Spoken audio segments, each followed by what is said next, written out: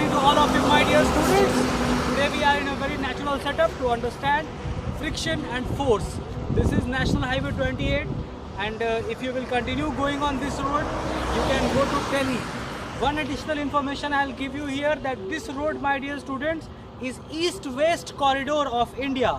It goes from the top east corner to the top west corner of India. Okay, this was proposed by Atal Bihari Vajpayee. This is east-west corridor of India.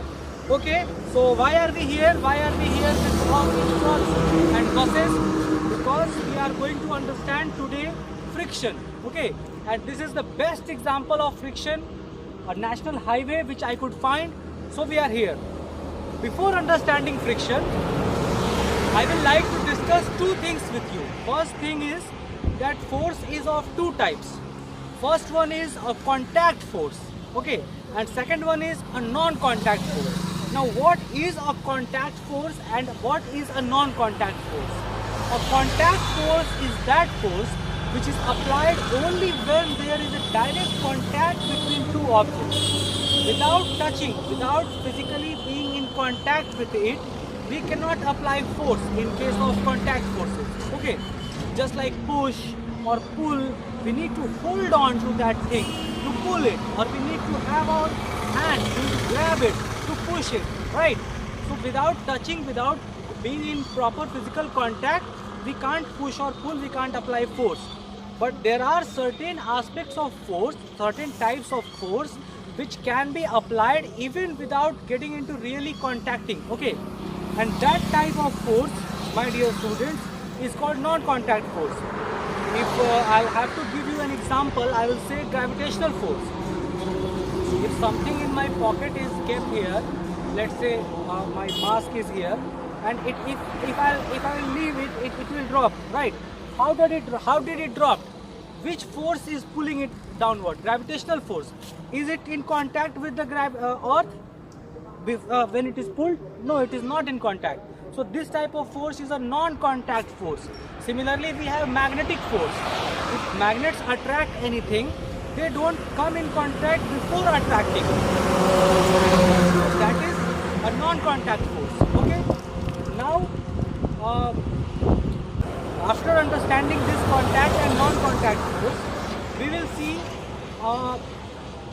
understand what is friction. Okay, friction is a very important aspect of all the contact forces.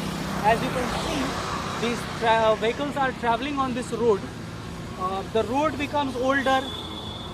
The tires of all those vehicles, small and heavy vehicles, buses, trucks, tractors, their tires become older by time, gradually. How?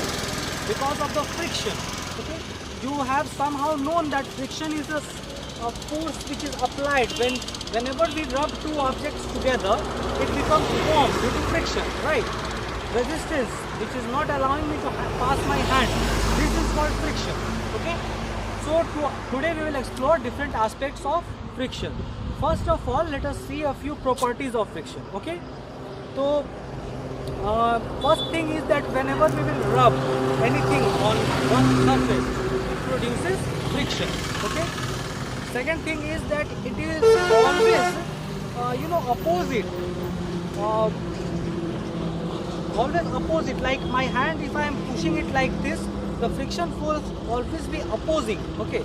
If the cars and buses are traveling in this way, the friction will always be opposite on their direction of movement. Okay. Okay. The amount of friction which is acting between two surfaces depends on the nature of the substance. Okay, like if I will throw myself on this road, what will happen? No, not right now, not that side, this side. If I will throw myself on this side on this road, what will happen? I will slide a few inches and then I will stop.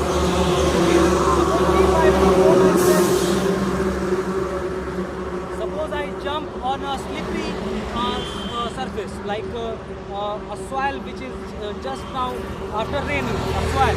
I will slip over a few feet, and if I will throw myself on a plastic with a lot of water on it, I may slide to several meters.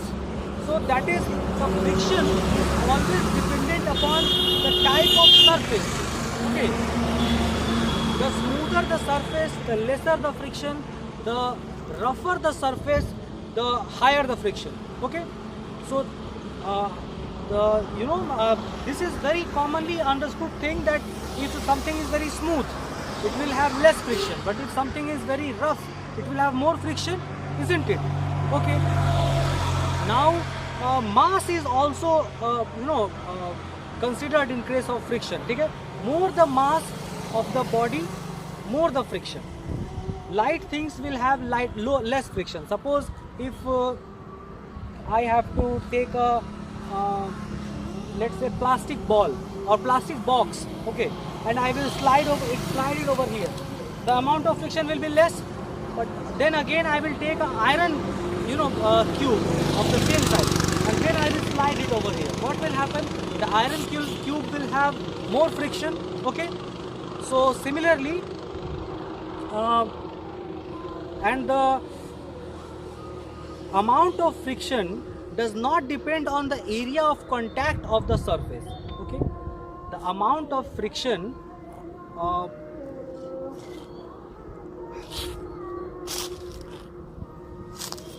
sorry, it was falling down.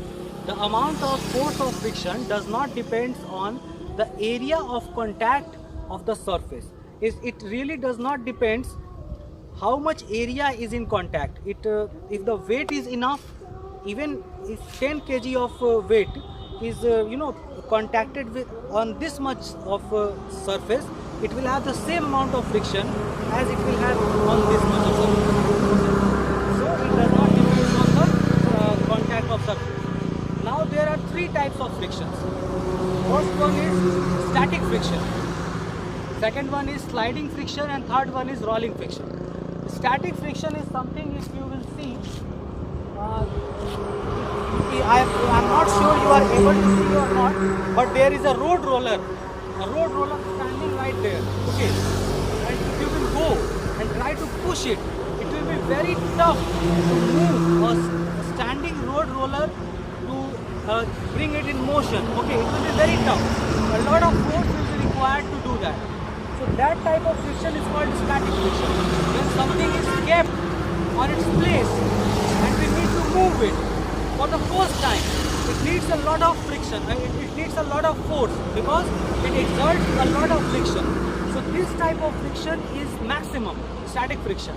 Okay. Second comes sliding friction. Let's say we have a big box, okay, heavy box, okay, and it is kept somewhere and we are trying to move it. So initially we have to apply a lot of force to start it moving. But once it starts moving, even if we apply less force, it will continue moving. Okay, it will slide over it. That type of friction is called sliding friction. When something is sliding, which friction is produced, that friction is called sliding friction. And then comes these things. The vehicles, the buses, trucks, motorbikes, all those things have rolling friction. As you can see, the wheels of these vehicles are rolling. This is the least amount of friction.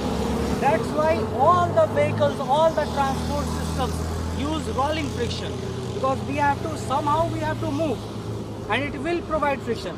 So why not to choose the one which is lowest? That much heavy payload is being dragged on this road for several kilometers. If it is a sliding friction, I think before reaching the destination, the whole thing will be, ragged and vanished. Okay, but this is the rolling friction which helps us to transport this much heavy load from here to Kanyakumari. Okay, rolling friction. It is the lowest. It is because things roll now. Things don't,